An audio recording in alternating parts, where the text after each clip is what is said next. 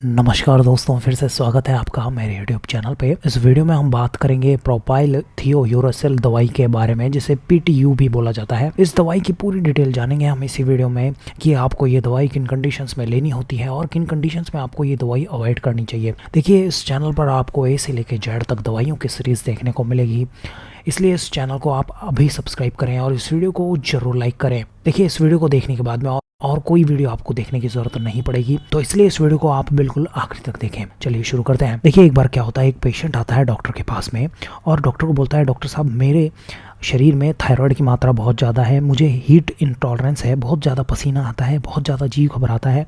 तो डॉक्टर एक टेस्ट लिख के देता है उस पेशेंट को, तो उस टेस्ट में थायराइड लेवल जो है उसके शरीर में नापा जाता है।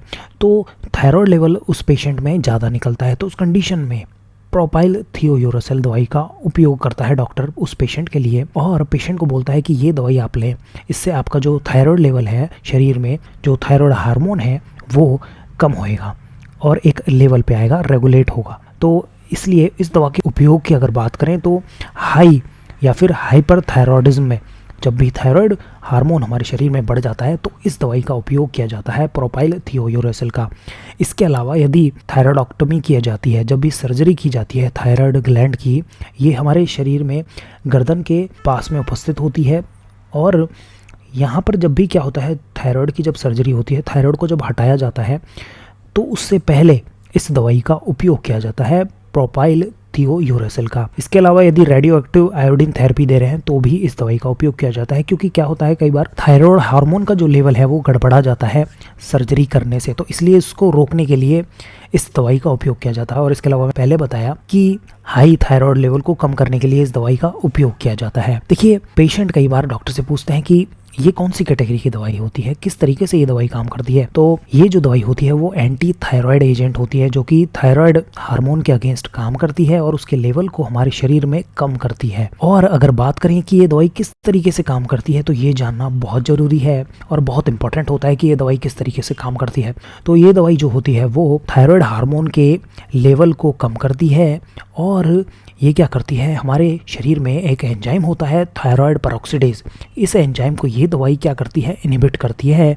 और इस एंजाइम को इनहिबिट करने से क्या होता है, ओवरऑल थायराइड हार्मोन जो होता है हमारे शरीर में वो कम होने लग जाता है। और ये जो मेन एक्शन होता है वो थायराइड ग्लैंड के अंदर होता है, क्योंकि थायराइड ग्लैंड के अंदर ही थायराइड हार्मोन जो है वो बनता है। देखिए, पेशेंट को डॉक्टर ने समझा दिया कि किस तरीके से ये दवाई काम करती है और इसके क्या क्या उपयोग होते हैं। डॉक्टर पेशेंट को एक और बात समझाता है कि ये दवाई की डोज क्या होती है। देखिए, डोज जानना बहुत ज़रूरी होता है किसी भी दवाई की। तो ओरली इसको लिया जाता है ज़्यादातर। तो अडल्ट्स में अगर बात करें तो थायराइड क्राइसिस में अगर बात करें, थायराइड जो हार्मोन बहुत ज़्यादा बढ़ जाता है उस कंडीशन को थायरोटॉक्सिक क्राइसिस बोलते हैं। तो इस कंडीशन में 200 से लेकर 400 mg हर 4 घंटे में इसको जो दवाई है वो दी जाती है। इसके अलावा नॉर्मल हाइपर थायराइडिज्म कंडीशन में 300 से 900 mg इसकी जो खुराक है वो होती है, और डेली एक बार भी इस दवाई को ले सकते हैं, या फिर इसको डिवाइडेड हम BID मतलब 2 टाइम के लिए, या QID मतलब 4 टाइम के लिए इसको जो है डिवाइडेड कर सकते हैं। इसके अलावा बच्चों में अगर बात करें तो 50 से 300 mg पर डे के हिसाब से इसकी जो डोज है वो रहती है। इसके अलावा इससे छोटे बच्चों में, यदि और भी छोटे बच्चे हैं तो उनमें 50 से 150 mg तक इसकी जो डोज है वो रहती है एक दिन में एक बार। देखिए, मार्केट में डॉक्टर समझाता है कि मार्केट में इसकी केमिस्ट की शॉप पर कौन सी टैबलेट्स अवेलेबल होती हैं। तो मार्केट में अगर बात करें तो 50 mg की इसकी जो टैबलेट्स हैं वो अवेलेबल होती हैं केमिस्ट की शॉप पर।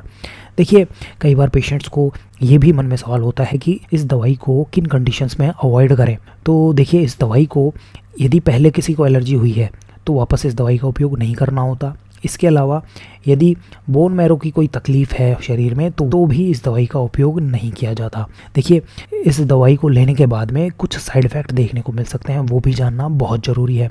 तो इसके साइड इफ़ेक्ट्स की अगर बात करें तो ड्राउजीनेस, हेडक, वर्टिगो, चक्कर आना, पेट में थोड़ा दर्द हो सकता है। इसके अलावा जो टेस्ट है वो थोड़ा डिस्टर्ब हो सकता है, रैशेस हो सकते हैं स्किन पर। इसके अलावा जो थायराइड का हार्मोन का जो लेवल है वो भी कम हो सकता है, और जो ब्लड सेल्स हैं उनमें डिस्टर्बेंस देखने को मिल सकता है, जैसे एग्रानुलोसाइटोसिस, थ्रोम्बोसाइटोपिनिया, जैसी कंडीशन जो है वो देखने को मिल सकती हैं। इसके अलावा फीवर भी किसी किसी पेशेंट में देखने को मिल सकता है। देखिए ऐसा नहीं होता है कि हर पेशेंट में ये सारे साइड इफ़ेक्ट्स देखने को मिले, किसी किसी पेशेंट में ही ये सारे साइड इफ़ेक्ट्स देखने को मिलते हैं।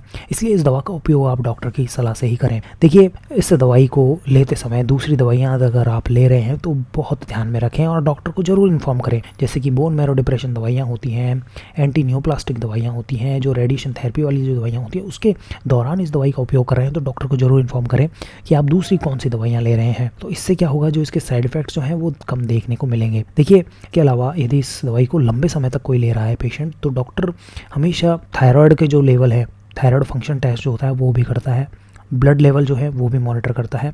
इसके अलावा लिवर से रिलेटेड जो सिम्टम है वो भी मॉनिटर करता है। देखिए इस दवाई को हमेशा खाना खाने के साथ में लेंगे तो ज़्यादा बेहतर होगा और साइड इफ़ेक्ट्स जो हैं वो कम देखने को मिलेंगे इस दवाई के। तो देखिए ये था प्रोपाइल थियोयूरासेल दवाई के बारे में। ये वीडियो आपको कैसा लगा प्लीज़ आप कमेंट करें। इस वीडियो को ज़रूर लाइक करें और मेरे चैनल को ज़रूर सब्सक्राइब करें। यह वीडियो देखने के लिए धन्यवाद।